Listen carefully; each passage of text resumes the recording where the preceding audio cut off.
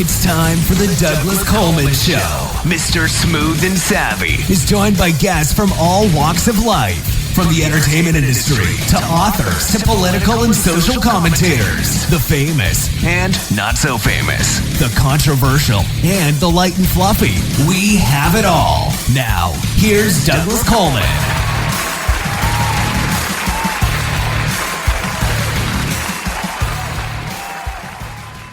Okay, please welcome to the Douglas Coleman Show, Neil Mirchandani. Hey, Neil, how are you? Doing well. How are you? Doing great, thank you. Thank you for coming on the show. Your story's very interesting.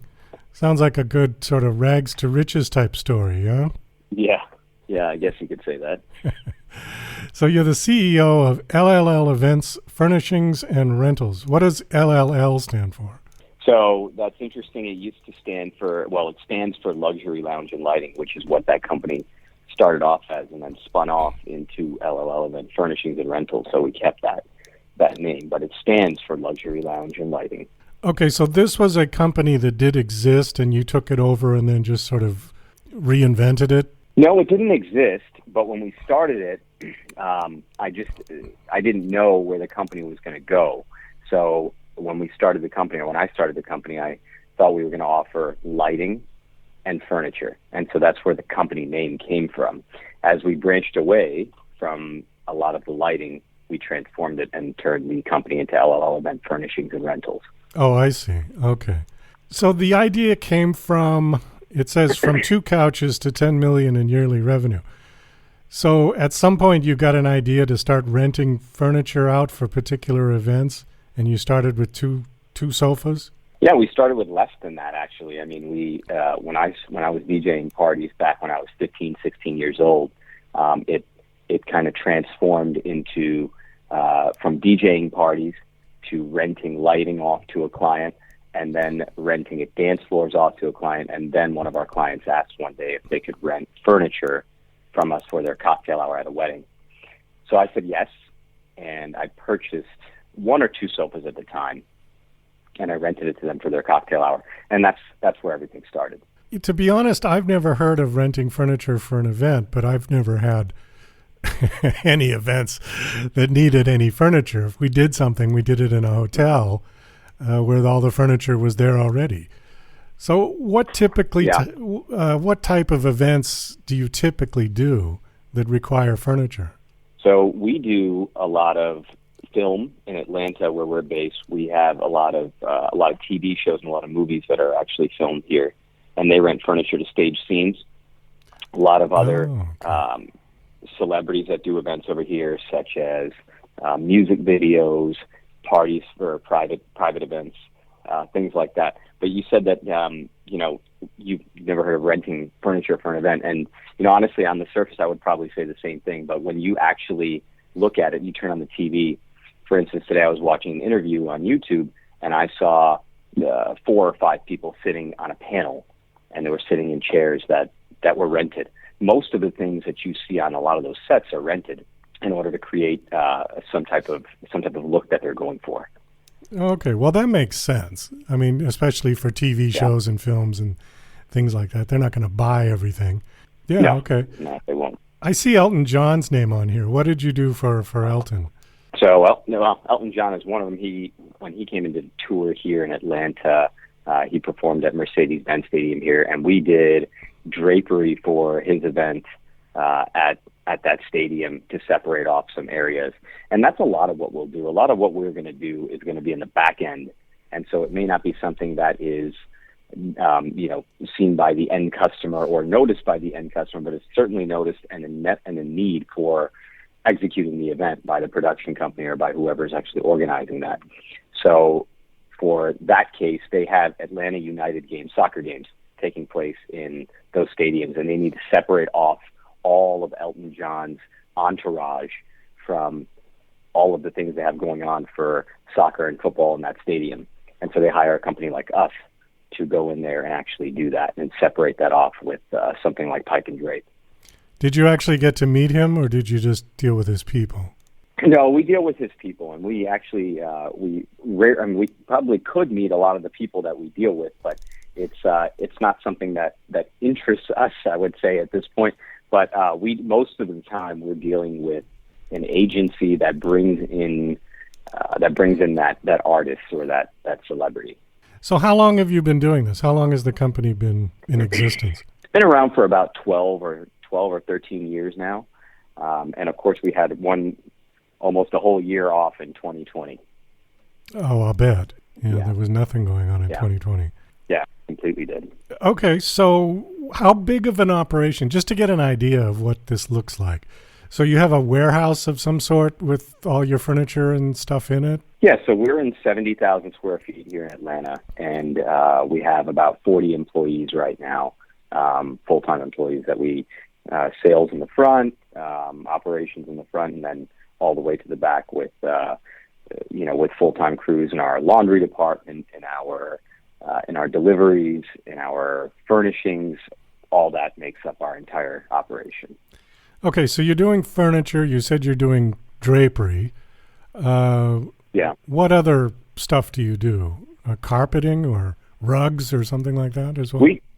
We do a lot of that. We do a lot of carpeting and rugs, like custom carpeting for events. Whenever they have to actually create a theme for a certain style of event, we might carpet an entire ballroom. We do a lot of dance floors.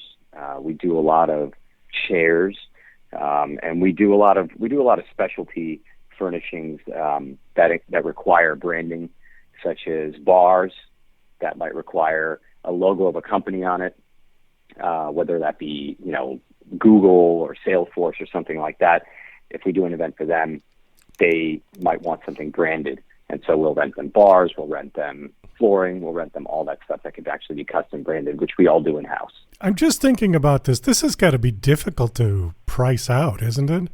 I mean, you have a lot of different variables to price this. How do you go about pricing a job?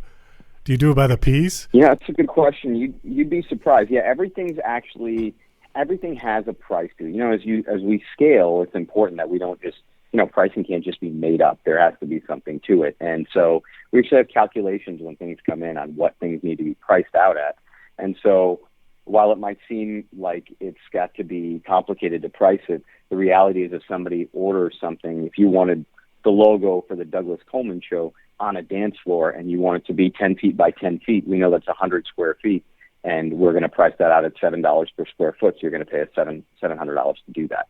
So there is a price, there's a set equation to what we're doing, and we are able to price that out for every customer. So if somebody came in and said, okay, look, I need 5 sofas that seat at least 3 people, end tables, you would just do that by the piece and your labor time to bring it absolutely. In? Okay. All absolutely, right. Yeah. The only variable in that would be the labor part, because labor in our business is the most expensive piece. So whether that be after hours, and a lot of what we do is after hours, so that could be a variable. After hours, fuel surcharges, if we're doing something on a Sunday, if we're doing something, just going upstairs, there could be other variables in that. But as far as the product is concerned, anything physical that we do has a set price to it. So your charge for labor would be something akin to like a moving company's charges, yeah? Yeah, well, it's got a percentage attached to it of the entire amount of what somebody's renting, and also it is based upon how complicated that job is. Obviously, it's going to take a lot more labor for us to wrap a room with entire floor-to-ceiling drapery and wrap an entire dance floor with custom graphics on it than it is to deliver 20 sofas. So that's going to be priced differently, and so we have to price things like that accordingly to how difficult it is to actually do the job. One of your talking points says rock stars plan for the future but live in the moment. What is that represent? Plan for the future. Plan for the future but live in the moment. So yeah, I'm a big believer in planning ahead and just appreciating what's going on today. And it's very difficult in our business because our business is extremely last minute. And so what that really means is we always have to plan for what's going to happen later on, not knowing what's going to happen later on. So we just, when COVID came up, we just had no idea that was going to happen. And I thought that we could prepare for everything, like economic downturns, customers kind of turning away, just different things that could happen in any business climate. But we didn't know that the government's going to come in and shut us down. So it opened my eyes to saying, hey, we got to really prepare for the future, whether that be with keeping capital, whether that be with hiring employees and retaining them a certain way. We have to prepare for the future, but we have to appreciate what's actually at our door today. So we have to service today by appreciating it and actually doing everything last minute right now, but understanding that the future could change drastically. So we have to make sure we're ready for that. So you a standalone company, or do you have this franchised?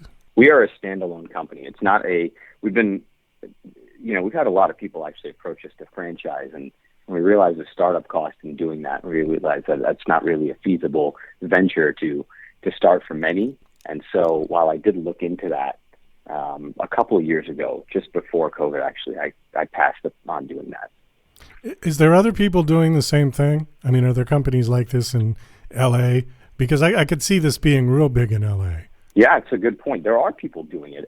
There are people doing aspects of what we do. So there's furniture rental companies. In fact, one of the largest furniture rental companies in the nation is owned by Berkshire Hathaway, by Warren Buffett. So they okay. They're Los Angeles is a big market. Las Vegas is a big market. Miami is a big market. New York. Yeah, a lot of these are big markets because they rent for conferences. Los Angeles, as you mentioned, is big for movie sets. So yes, there are people who do what we do. We try to do it differently, and we of course say that we're trying to do things better, but there are of course competitors in the marketplace. Are you the only one in the Atlanta area? No, there's other ones in Atlanta. I would say we're probably the largest one in Atlanta, with the largest footprint in Atlanta, but there are other ones. There are some smaller competitors here.